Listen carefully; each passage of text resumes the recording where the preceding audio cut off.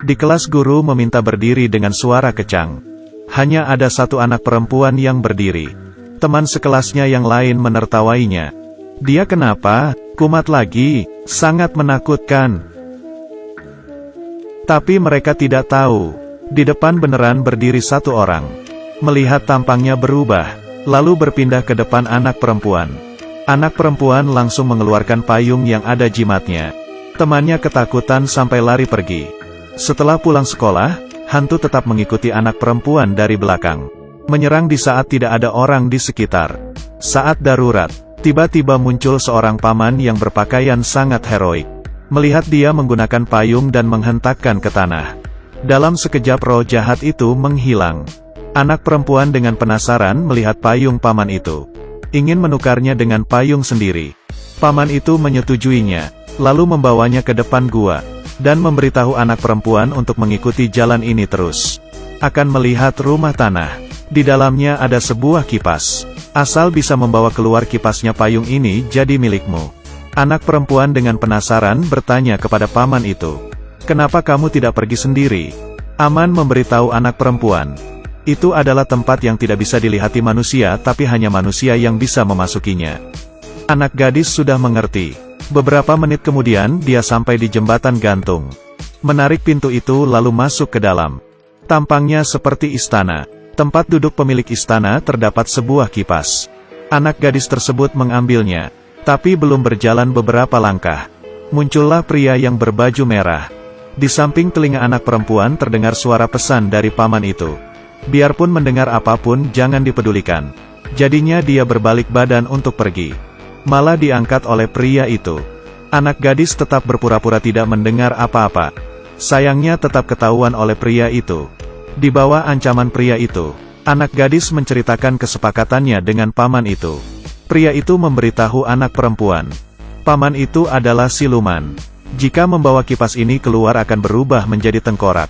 Pria itu berjanji akan menjaganya. Tapi dia harus meniup lilin itu. Anak perempuan mengambil penutup lilin itu. Di saat sudah mau ditutup malah berhenti. Dia tahu jika pria itu tidak bisa mengerjakannya sendiri sehingga meminta tolong kepadanya.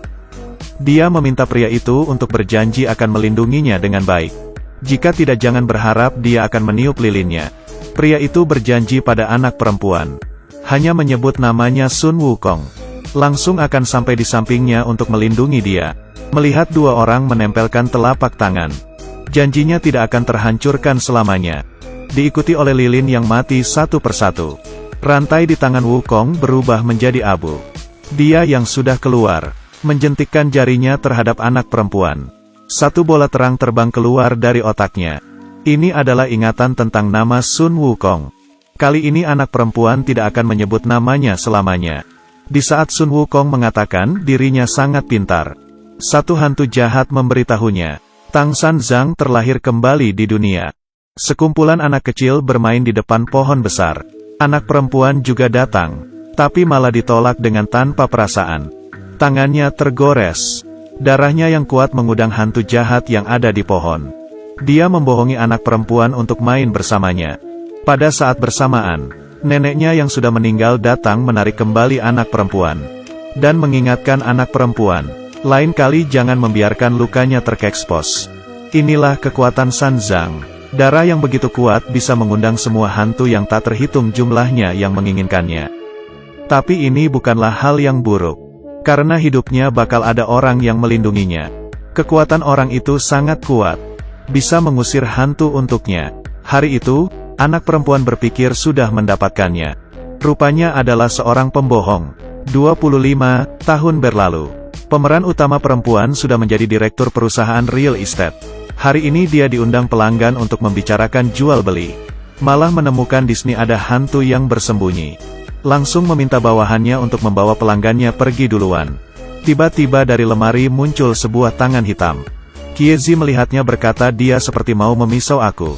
Pemeran utama perempuan langsung membuka payungnya. Dia mengetahui ini adalah hantu kelaparan.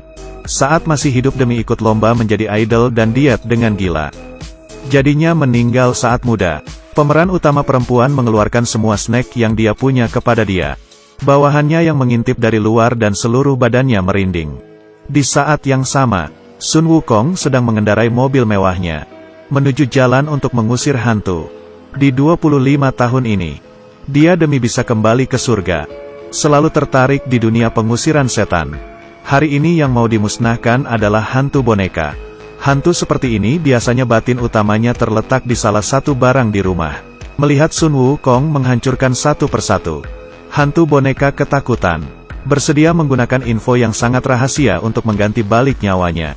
Dia memberitahu Sun Wukong, San Zhang terlahir kembali lagi di dunia, dan memamerkan dirinya sendiri di badannya, meninggalkan bekas darah yang mirip seperti ini. Saat ngomong sambil mengontrol batin utamanya yang di belakang untuk menyerang, Wukong memukul dengan sekali pukulan. Tapi masalah San Zhang membuatnya tidak bisa melepasnya. Hari ini dewa yang bertugas atas kinerja dan memberitahu Wukong, masuk ke surga belum pasti. Wukong mengamuk. Dia teringat San Zhang. Hanya memakannya membuat tidak ada lagi yang bisa mengurusinya. Malam harinya, pemeran utama perempuan yang sudah pulang rumah berencana untuk mandi lalu tidur. Satu hantu boneka diam-diam di samping melihatnya. Pemeran utama perempuan merasa ada yang aneh. Langsung mengambil payung. Tiba-tiba foto yang di meja terbang. Tangan pemeran utama perempuan tergores. Darah yang tak terhitung bercucuran. Hantu di sekitar semua datang seperti sudah gila. Di saat yang bersamaan Wukong datang. Dia mati pun tidak kepikiran. Yang memiliki darah San Zhang adalah perempuan ini. Jika Tang San Zhang adalah perempuan, Wukong harus bagaimana? Memakannya, ini terlihat tidak nyata. Karena berkat janji 25 tahun yang lalu, membuat Wukong tidak berbuat apa-apa untuk mengancamnya. Akhirnya dia memberi sebuah saran. Dalam setengah bulan dia akan melindungi pemeran utama perempuan tanpa syarat. Asal nanti pemeran utama perempuan bersedia dimakan olehnya. Pemeran utama perempuan tentu saja tidak mau. Tapi di jalan pulang, dia diculik oleh sebuah tangan hitam. Di saat darurat Wukong turun dari langit. Tapi siapa yang akan menolonginya kedua kali? Pemeran utama perempuan tidak puas. Salah satu cara yang bisa menolonginya adalah, yaitu mengingat nama yang dilupainya dulu. Pemeran utama perempuan mengambil buku dan membaca satu persatu. Di saat ini bawahannya datang memberitahu ada yang ingin bertemu dengannya. Pemeran utama perempuan melihat tampangnya. Ternyata adalah paman berpayung hitam pada saat itu. Saat ini dia sedang merekrut artis untuk perusahaannya. Pemeran utama perempuan masuk ke panggung. Membuka luka di tangannya. Darah yang dipancarkan membuatnya hampir tidak tahan. Ternyata paman ini adalah siluman sapi. Demi masuk surga, dia selalu bertahan untuk tidak memakan manusia. 1000 tahun berlalu. Sudah mau berhasil. Tidak boleh gagal. Jadi dia memberitahu semua hal yang ingin pemeran utama perempuan ketahui. Nama Sun Wukong. Tapi pemeran utama perempuan bahkan tidak ingat sama sekali. Selagi tetesan ingatan itu tidak kembali, akan selamanya seperti ini. Jadi siluman sapi itu membawanya ke kedai sampah. Membeli sebuah barang ajaib bernama Jin Guzhou. Asal dipakaikan ke Sun Wukong, maka akan mendengar perkataan pemeran utama perempuan. Malam ini pemeran utama perempuan mengajak Sun Wukong keluar. Berkata jika berkencan dengan dirinya maka akan memenuhi keinginan Sun Wukong. Saat berpisah memberinya Jin Guzhou. Tapi belum sempat menggunakannya, di saat keigatan pengusiran setan, ditarik masuk oleh hantu liar masuk ke dalam lukisan. Setelah mengetahuinya Wukong jadi gelisah. Daging yang sudah didekat tidak boleh hilang. Jadi dia ikut masuk ke dalam lukisan. Di sana dia menemukan pemeran utama perempuan. Dua orang bagaimanapun tetap tidak bisa keluar dari lukisan. Ternyata lukisannya sudah dibakar siluman sapi. Dia tidak senang melihat Sun Wukong bukan hanya beberapa hari saja. Membantu pemeran utama perempuan mengambil Jin Guzhou juga untuk mengontrol Sun Wukong. Situasi mendesak. Wukong memanggil kembali tetesan ingatan. Dia menggunakan semua tenaganya untuk mengeluarkan pemeran utama perempuan itu dari lukisan. Dengan begitu jika pemeran utama perempuan dalam bahaya dan memanggil nama Sun Wukong, dia juga akan keluar. Tapi dia sepertinya menganggap kedudukannya di hati pemeran utama perempuan terlalu tinggi. Pemeran utama perempuan sama sekali tidak bermaksud mau menolongnya. Sampai di saat bertemu dengan bawahan Wukong, dia baru tahu semuanya. Ternyata Wukong sudah mengetahui kegunaan Jin Guzhou, tapi tetap memakainya. Dia hanya mencari alasan untuk melindunginya. Pemeran utama perempuan yang sudah mengerti semua ini, Dia menggunakan pisau menyayat tangannya sendiri. Darahnya mengundang hantu jahat yang tak terhitung jumlahnya.